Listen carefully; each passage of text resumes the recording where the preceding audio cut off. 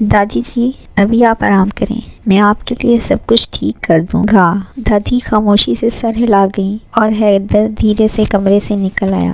نایاب ابھی wash room سے باہر آئی تھی، چہرے پہ ہلکی سی نمی، پنک کلر کی نرم کرتی اور میچنگ ٹراؤزر، دوپٹہ ہلکے سے گلے پر جھکا ہوا اور بال جو کمر سے نیچے تک آزاد تھے۔ وہ سراسر کوئی منظر نہیں، کوئی خواب تھی۔ حیدر ٹھٹک کر دروازے پر ہی رک گیا۔ ایک لمحے کو سب کچھ رک گیا، پھر دھیرے سے ہنس کر آگے بڑھا۔ نایاب نے جیسے ہی پلٹ کر دیکھا، اس کی نظریں جھک گئیں۔ وہ کبھی بھی حیدر کی آنکھوں کی محبت کی تاب نہ لا سکتی تھی۔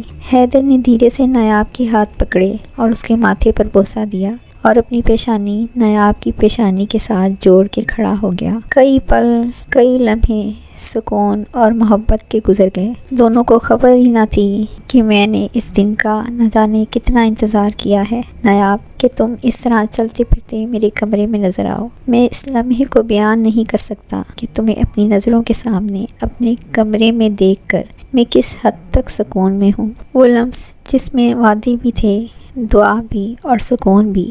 حیدر دھیرے سے نایاب سے الگ ہوا، آنکھوں میں نمی لیے، چہرے پر خوبصورت مسکان، گالوں پر حیا کی سرخی۔ حیدر کے سامنے تھی ایک خوبصورت، حسین اور دلکش منظر۔ اس سے پیارا نظارہ آج تک حیدر نے اپنی پوری زندگی میں نہیں دیکھا تھا۔ حجاب کر لو، میرے پاس تمہیں کچھ دکھانے کے لیے ایک سرپرائز ہے۔ نایاب نے حیران ہو کے حیدر کی طرف دیکھا اور بنا سوال کیے دوپٹہ اوڑھ لیا۔ نایاب دروازے کے سامنے کھڑی تھی، دل کی دھڑکن تیز تھی، جیسے کوئی انجانے لمحے سے سامنا ہونے جا رہا ہو۔ جاؤ، کوئی تمہارے انتظار میں ہے۔ حیدر نے آہستہ سے دروازہ کھولا اور نایاب کو اندر بھیج دیا۔ خود دروازے سے باہر کھڑا ہو گیا۔ کمرہ خاموش، سامنے وہی چہرہ جو کبھی عذاب کا سبب تھا اور آج آہوں میں لپٹا ہوا پچھتاوا۔ نایاب، ایک ٹوٹی ہوئی شرمندہ آواز۔ نایاب چند لمحے ساکت رہی، یقین نہیں کر پا رہی تھی کہ سامنے اس کی دادی ہے۔ نہیں، یہ دادی کیسے ہو سکتی ہے؟ اتنی کمزور، اتنی بے بس۔ پھر آہستہ آہستہ قدم بڑھائے۔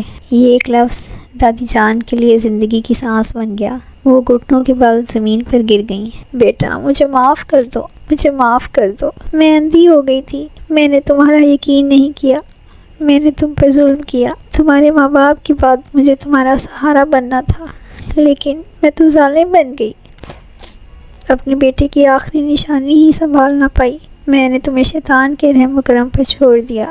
میں اس وقت کی ماں نہیں، دشمن بن گئی تھی۔ نایاب کی آنکھوں میں آنسو تھے، لیکن وہ اب ننھی نایاب نہیں تھی۔ وہ کچھ لمحے خاموش رہی، پھر دادی کو تھاما، اٹھایا اور نرمی سے کہا، جب اللہ نے آپ کو موقع دیا تو میں کون ہوتی ہوں انکار کرنے والی؟ لیکن دادی، میرے اندر ایک چپ دفن ہے جو کبھی مکمل نہیں ہوگی۔ پھر بھی میرے ساتھ ہیں تو شاید وہ کچھ دھیمی ہو جائے۔ دادی جان روئیں اور دعائیں دیتی گئیں۔ باہر کھڑا حیدر نم آنکھوں سے سب دیکھ رہا تھا۔ یہ وہ نایاب ہے جس نے ہزار ظلم سے ہر برا رویہ سہا، لیکن وہ محبت دینا جانتی ہے اور معاف کرنا بھی۔ نایاب، میری روشنی۔ پھر آہستہ سے وہ پلٹ کر روم کی طرف چل دیا۔ دن کی روشنی دھیرے دھیرے مدھم ہو رہی تھی۔ دادی جان کے آنسوں سے نایاب کا دل نرم ہوا اور معافی کے چند الفاظ اس زخم پر مرہم بنے جو برسوں سے اندر ہی اندر لہو دیتا رہا تھا۔ نایاب نے دادی کا ہاتھ تھاما اور کچھ وقت ان کے ساتھ گزارا، ایسا وقت جس کی کمی اس نے ہمیشہ محسوس کی تھی۔ کمرہ خاموش پر دل مطمئن۔ دادی کے سونے کے بعد نایاب خاموشی سے اپنے کمرے کی طرف بڑھی۔ اب وہ نایاب نہیں تھی، وہ بیٹی بھی تھی، بیوی بھی، اور ایک جیتا جاگتا سکون۔ جیسے ہی دروازہ کھولا، سامنے حیدر صوفے پر بیٹھا تھا۔ لائٹ مدھم، لیپ ٹاپ کی روشنی اس کے چہرے پر پڑ رہی تھی اور انگلیاں کی بورڈ پر تیزی سے چل رہی تھیں، لیکن اس کے چہرے پر عجیب سی راحت تھی، ایک ایسی کیفیت جو صرف اس وقت آتی ہے جب انسان کا پیارا خوش ہو۔ نایاب دروازے کے کونے پر رک گئی، چپ چاپ بس اسے دیکھتے ہوئے۔ بال کھلے، ہلکی سی مسکراہٹ لبوں پر اور آنکھوں میں وہی گہرائی جس نے کبھی حیدر کو خاموش عاشق بنا دیا تھا۔ دل ہی دل میں اس نے کہا، نہ جانے میری کس نیکی کا صلہ ہو تم حیدر۔ حیدر نے نگاہ اٹھائی اور اسے دیکھ کر لمحے بھر کو ٹک گیا، پھر اپنی آنکھوں سے اسے پاس آنے کا اشارہ کیا اور ایک بازو سونے کے کشن پر رکھ کر اسے جگہ دی۔ نایاب خاموشی سے چلتی ہوئی آئی اور حیدر کے کندھے سے لگ کر بیٹھ گئی۔ چند لمحے ایسے تھے جن میں کوئی لفظ نہیں تھا، صرف خاموشی تھی، لیکن اس خاموشی میں اتنا سکون تھا جتنا برسوں کی دعا میں بھی نہیں تھا۔ شکریہ حیدر، نایاب کی آواز نرم تھی جیسے ہوا میں گل رہی ہو۔ میری زندگی کا آخری ادھورا رشتہ مجھے واپس دلانے کے لیے، میرے اندر کے خالی پن کو بھرنے کے لیے، میرے لیے یہ سب کچھ کرنے کے لیے۔ حیدر نے آہستہ سے اس کا ہاتھ تھاما، نرمی سے، پورے احساس کے ساتھ۔ یہ میرا فرض تھا نایاب، میرا وعدہ ہے، تمہاری آنکھوں میں اب کبھی اداسی نہیں آنے دوں گا۔ تم خوش ہو تو میں مکمل ہوں۔ نایاب نے سکون سے آنکھیں بند کر لیں اور اس کے کندھے سے سر ٹکا دیا۔ کمرے میں ایک خاموش روشنی تھی، ایک خوشبو محبت کی، احساس کی اور مکمل ہونے کی۔ اب ہر درد سو چکا تھا، ہر خلا بھر چکا تھا اور دل کو سکون تھا۔ کئی سالوں بعد، جہاں کبھی گولیاں چلتی تھیں، جہاں آنکھوں میں آگ، دلوں میں انتقام اور راتیں بے سکونی سے بھرپور تھیں، آج وہاں صرف محبت تھی، سکون تھا اور بچوں کی ہنسی سے گونجتا ہوا ایک گھر تھا۔ نوال، رک جاؤ! نایاب دھوپ میں دوڑتی اپنے شرارتی بیٹے کے پیچھے تھی، ہاتھ میں چھوٹا سا جوس کا گلاس لیے۔ اگر تم اب بھی نہ رکی نا تو میں تمہارے پاپا سے شکایت لگا دوں گی، نایاب نے شرارت سے کہا، مگر سانس چڑھی ہوئی تھی۔ وہ ننھی سی 4 سالہ بچی جو اپنی ماں کے جیسی خوبصورت تھی، لیکن چہرے کے دائیں گال پر پڑتا ڈمپل اسے مزید دلکش بنا دیتا تھا۔ وہی نوال حیدر جس کے ساتھ دوڑتے دوڑتے زندگی جیسے ایک نئی دوڑ میں آ گئی تھی، اور وہاں تھوڑے فاصلے پر زین حیدر جو اپنی ماں کی آنکھوں اور باپ کی خاموشی لیے خاموشی سے کھڑا پزل کھیل رہا تھا۔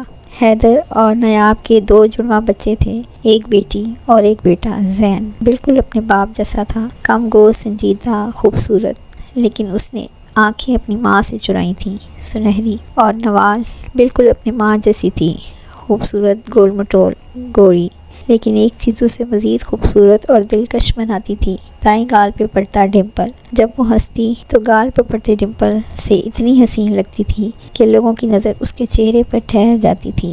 نوال، بچے رک جاؤ، مما تھک گئی ہیں۔ اسی دوران پیچھے سے مضبوط قدموں کی چاپ آئی۔ بس کرو میری پیاری بیٹی، ماما کو بہت تھکاتی ہو تم۔ حیدر آگے آیا، ایک ہاتھ سے نوال کو گود میں اٹھایا، دوسرے سے زین کو قریب کیا۔ کتنی بار کہا ہے ماما کو تنگ نہیں کرتے؟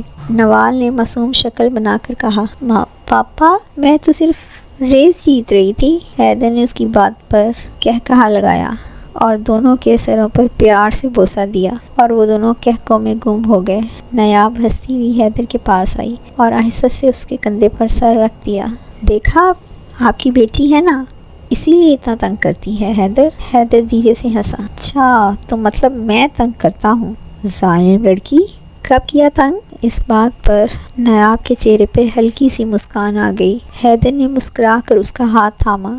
ان کی زندگی میں وہ درد نہیں ہوگا جو ہماری قسمت میں تھا۔ میں اپنے بچوں کو ہر دکھ، ہر تکلیف سے دور رکھنے کی پوری کوشش کروں گا۔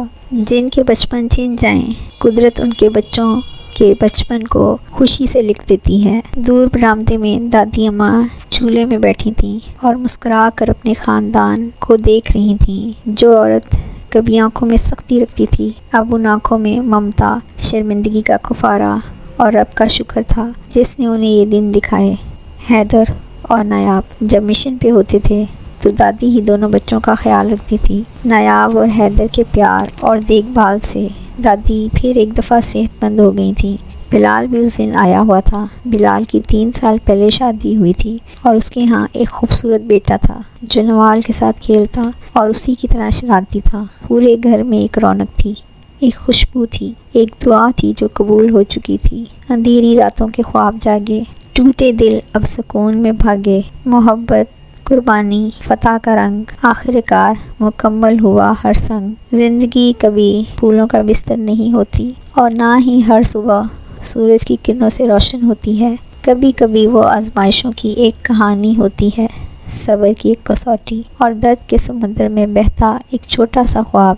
نایاب اور حیدر نے بچپن ہی سے دکھوں کے وہ زخم سہے جن کی تکلیف لفظوں سے بیان نہیں ہو سکتی۔ والدین کی جدائی، اعتماد کی ٹوٹ پھوٹ، ظلم و زیادتی اور تنہائی کے کربناک لمحے، لیکن رب ذوالجلال نے ان دونوں کے صبر کا انعام کچھ اس طرح دیا کہ وہ نہ صرف ایک دوسرے کی پناہ بنے بلکہ ان کے زخموں پر مرہم بھی۔ خدا نے ان کے ماضی کے ہر داغ کو مستقبل کی روشنی سے بھر دیا، ہر گری آنکھ کو مسکراہٹ، ہر سینے رشتے کا بدل اور ہر چیخ کے جواب میں سکون عطا فرمایا۔ یہ کوئی عام محبت نہ تھی، یہ ایک قسمی عشق تھا جو خاک میں چھپا رہا، مگر جب ظاہر ہوا تو ہر زخم کو دعا اور ہر غم کو عطا بنا گیا۔